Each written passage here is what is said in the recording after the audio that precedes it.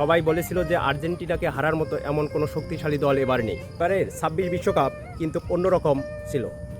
শুরু থেকেই শেষ পর্যন্ত কিন্তু 26 বিশ্বকাপটা সাজগোজ করেছিল, কিন্তু অবশেষে তা কিন্তু ভেঙে দিল স্পেন।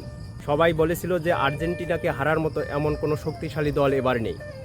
আসলে আর্জেন্টিনা চেয়েছিল তার প্রিয় ট্রফিটা হয়তো ঘরে তোলার জন্য। আগেই কিন্তু মেসি তার গোল্ডেন বুট কিন্তু হারিয়ে ফেলছে এমবাপ্পের কাছে, তাই তারা চেয়েছিল তার প্রিয় ট্রফিটা ঘরে তোলার জন্য, কিন্তু অবশেষেও তা কিন্তু তুলতে পারলো না, স্পেনের কাছে হেরে গেল। তারা স্পেনের কাছে হারিয়ে যাওয়ার মূল উদ্দেশ্য হচ্ছে আর্জেন্টিনা কিন্তু শুরু থেকে যেভাবে ম্যাচগুলো খেলে আসছিল ঠিক সেইভাবে কিন্তু ফাইনাল ম্যাচও খেলতে চেয়েছিল। এই কারণে হয়তো আর্জেন্টিনা আজ হেরে গেল। আর স্পেন জিতে যাওয়ার মূল উদ্দেশ্য হচ্ছে তারা যেভাবে আগে যে খেলাগুলো খেলছিল কিন্তু ফাইনাল ম্যাচে তা খেলেনি। তাদের পার্সিং বা অন্য বিষয়গুলো খুব সুন্দর ছিল, সেই ক্ষেত্রে হয়তো আজ তারা ট্রফিটা ঘরে তুলতে পেরেছে।